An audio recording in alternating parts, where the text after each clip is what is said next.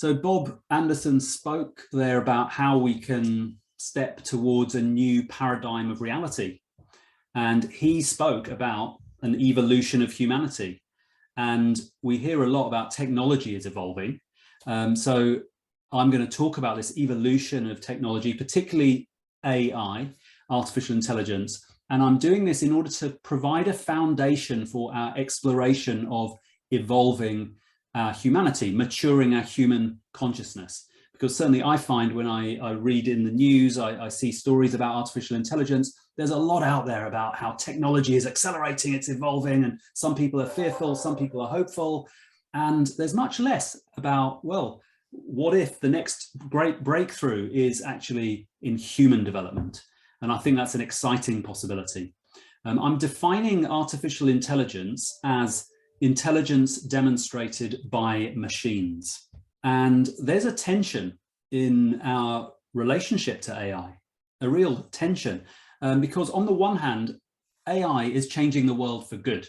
A year and a half ago, in 2020, VC firms invested more than $75 billion in artificial intelligence startups. That's only startups, let alone investment in established firms. And people are investing in AI largely, I hope, for the benefit of humankind and for the progress of technology. And large investments in AI are being made for good reason, because AI is changing the world. And at this time, we're seeing an explosion of beneficial AI use cases. So you can consider this something to do with the wonders of AI. For example, AI can now detect skin cancer with what researchers claim is 95% accuracy, as against the 87% that human dermatologists achieve. You may have seen in the news that there are various tricky biology problems that have eluded human experts, which AI has solved through machine learning, such as predicting the structure of more than 20,000 human proteins, the famous protein folding problem. AI has been able to catch wildlife poachers. AI has been able to help us spot Alzheimer's from cookie drawings. We can browse for information on the internet much more efficiently and enjoyably in many ways. Understanding the COVID-19 coronavirus, including predicting which components of it would likely provide an immune response, or mapping the evolution of the pandemic. So machine learning and AI has played a big role in this. And these examples thrill me. AI is already capable of performing many skills better, faster, and cheaper than human beings. And a lot of this capability benefits humanity. So that's great. However, on the other hand, we need to be really careful, because if we let technology and political leaders run unchecked, then we may create or allow the creation of an intelligence that is too powerful to control or rein in.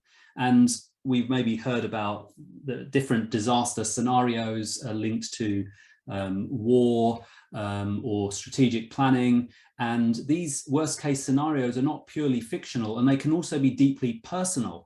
In 2019, I heard the heartrending story of someone who had suffered a miscarriage and who was chased around the internet for weeks by marketing ads selling her baby products. And when I first heard that story, I was horrified.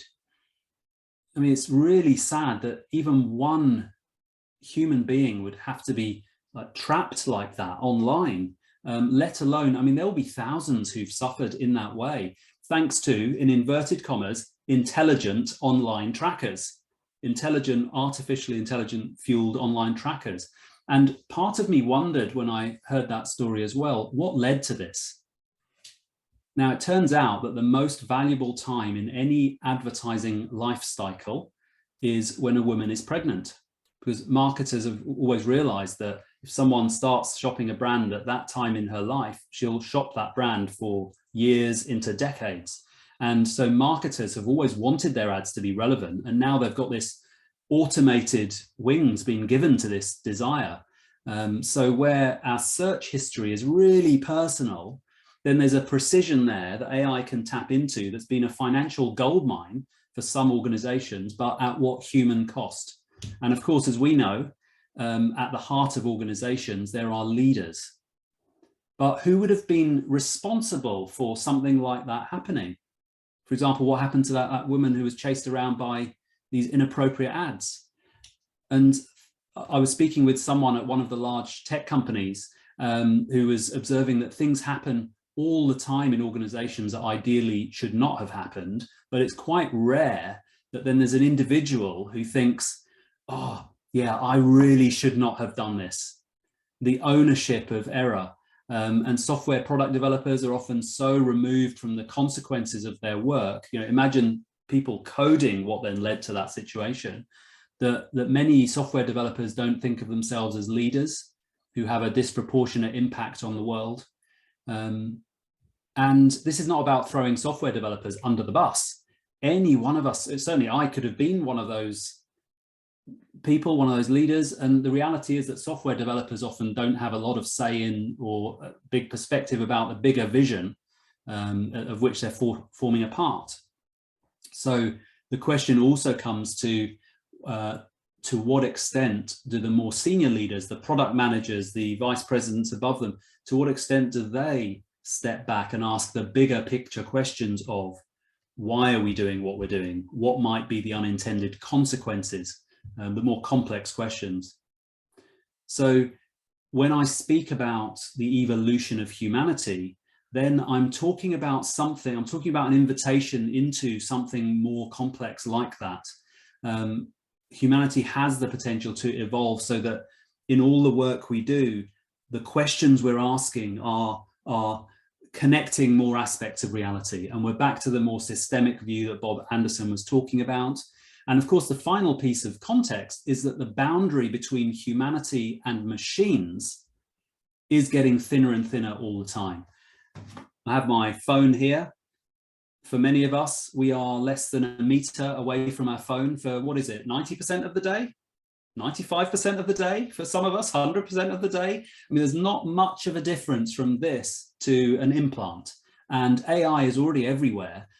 We can't see it a lot of the time. It's formless. It's incredibly powerful. So this boundary between human and machines, and as we see AI usurping more and more capabilities of humanity, then a really interesting question is where the distinctive contribution of human leaders will be. And humans, you know, in what way are we relevant and different and offering something that is distinct as against artificial intelligence? So AI is both wonderful and potentially terrifying. Ultimately, the evolution of technology provides leaders with an opportunity to evolve their own consciousness. And a key question for us is, what will it look like to progress into a form of humanity that maybe we can't really avoid?